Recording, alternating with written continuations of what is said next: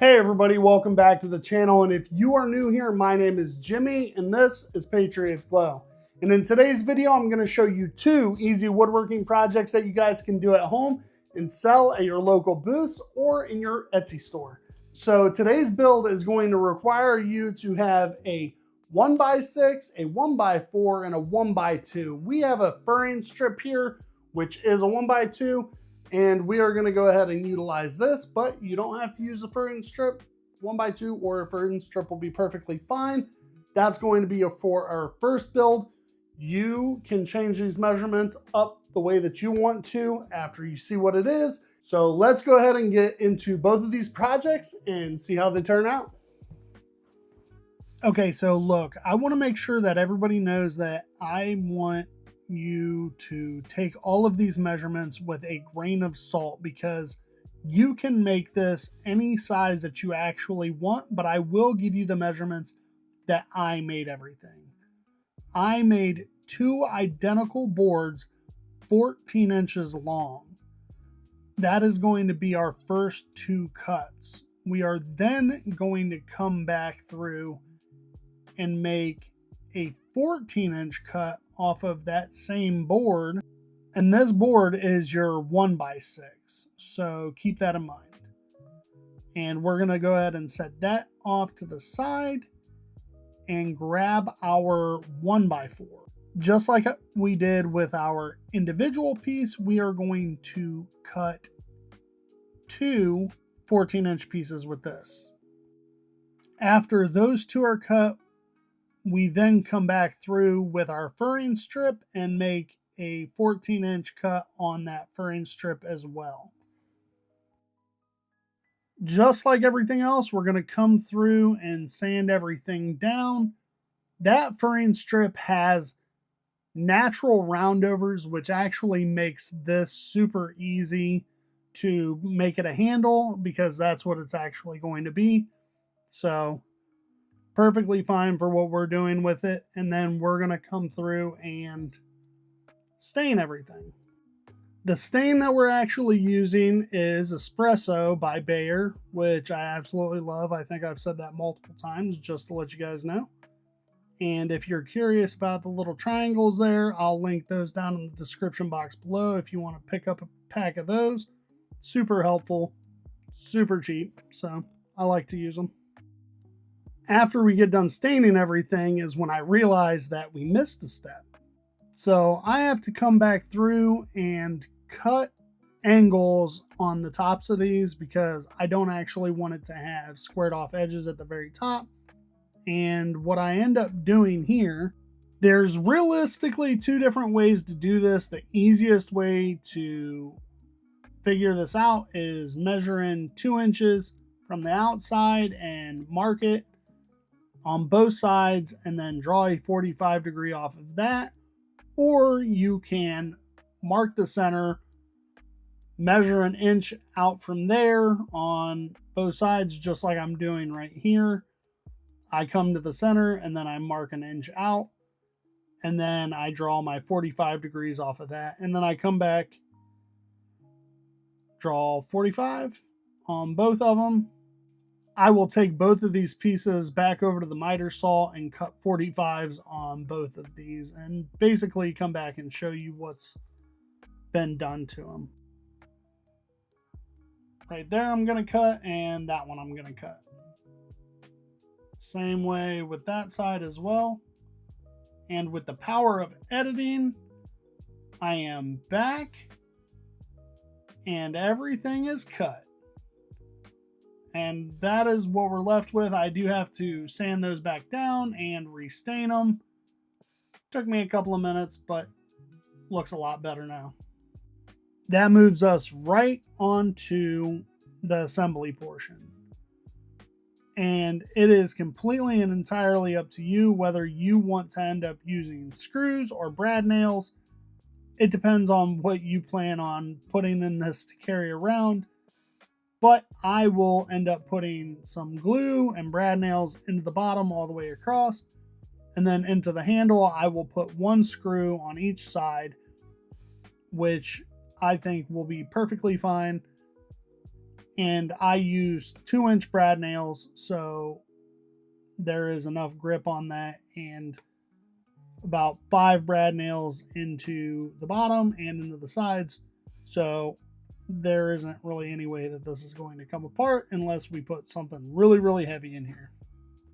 So something I will tell you along the way of putting everything together, start from the very bottom with the bottom floor, work your way up to the side walls, and then put your last part in as the handle, because just in case that handle is slightly too long because of the warp or the bend or twist of any of your boards, because it's just regular old pine, it might measure out to be a little bit different, and you want to make sure that all of your boards are going to fit into here. Now, before I screw those into place, I actually drill pilot holes into that handle and put a couple of hooks into that as well so that we can hang a couple of coffee mugs or cocoa mugs into it, and then I'll actually attach that. Okay, everybody, so that project over there is actually drying. So before we do our final reveal, we're going to let the polyurethane dry, and we are going to start into our next project with this 1x8, and let's go ahead and get to this. This is even easier than that project, so let's get to it. All right, everybody, so surprise! We went ahead and did this entire second project, and when I was starting to edit, put all my videos together, all of the video files for this are corrupted and I cannot recover them. So great, fantastic, awesome, sweet, that was awesome. I'll go over that here in a minute with you guys.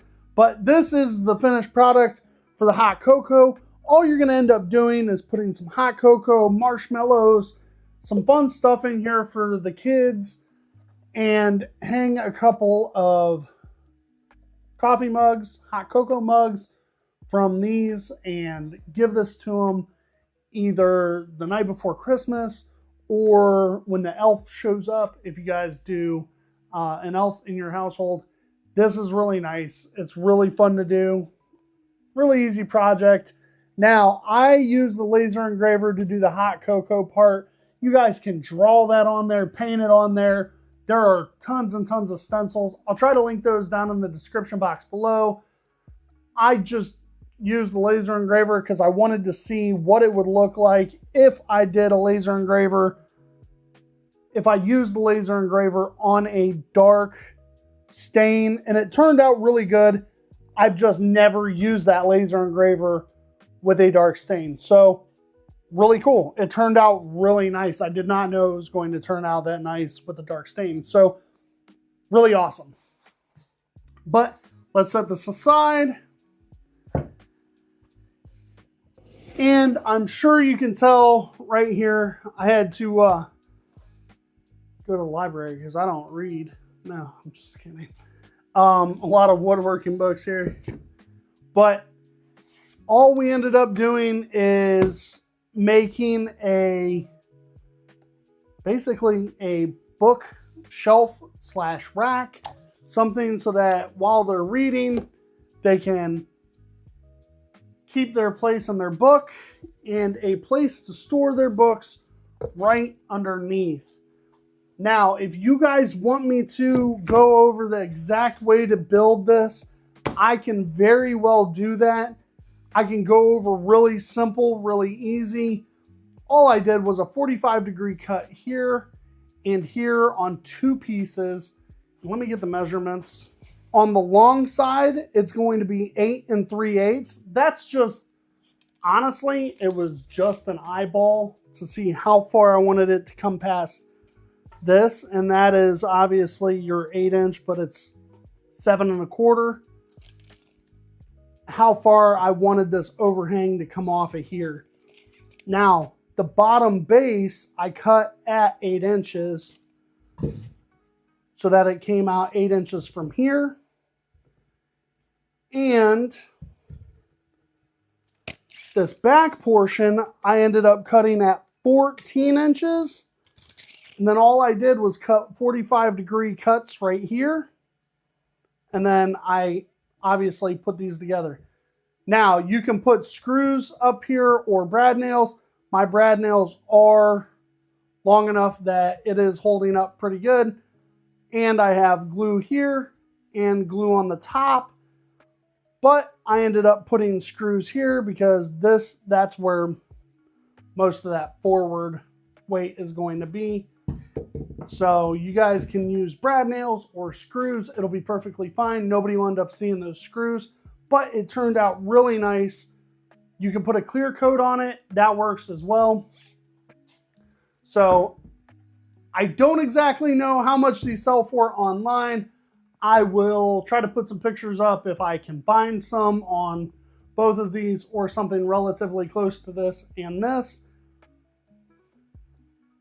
Just doing this by itself, you can sell it for one price or do it as an entire set with coffee mugs or throw those on as add-ons. Be really cool. So if you guys want me to do an individual build for this, let me know. I can do another video so that I can actually do the full build for you so you can see it built. And just to let you guys know, some of my previous builds, what I am doing is condensing them into about 3 to 3.5 minutes. They're kind of like speed builds. I am going to start releasing those. I am going to start releasing those for anybody that just wants to watch faster builds. Anybody that clicks on there, it's just going to have music, no explanation. It's just going to be the build without me talking or anything like that. So if you guys see any builds that I've already done previously, but a lot more sped up with just music, that's all those are there for. And I might start putting out way longer videos where I literally go over the entire build, and it's the whole sanding process. Things are a lot longer, but I don't intend for you guys to watch all of those, but I might start releasing those because there are different people that like different things. And if I have all the video, if I can release it in many different ways, why not do that? So that's not set in stone. I just wanted to give you a heads up just in case anybody starts seeing multiple of the same video coming out in different forms and different ways. So I want to see how the different videos perform. And this might be the last time I get to let you guys know. I am going to put a link for coasters down in the description box below. I am doing a free drawing. If you guys go down and purchase a set of coasters or a coaster, each one of those gets you a free entry into a drawing for this, wherever I put it, cutting board right here. There are not a lot of entries as of now, so I kind of know who the winner might be. But if you guys want an opportunity, you might want to either email me your free entry to find out how to do the free entry, or you guys might want to go ahead and purchase one of those coasters to get another free entry into the drawing. So let me know or make that purchase and get yourself a free entry into the drawing. So that will also help support the channel. Let me keep bringing builds to you guys. And I greatly appreciate it. You guys are phenomenal. Watching all the way to the end, especially if you listen to this rant all the way at the very end. I know that you're out here watching it all the way to the end. So I appreciate you guys more than you will ever know. Thank you so much. I hope to catch you guys in the next video.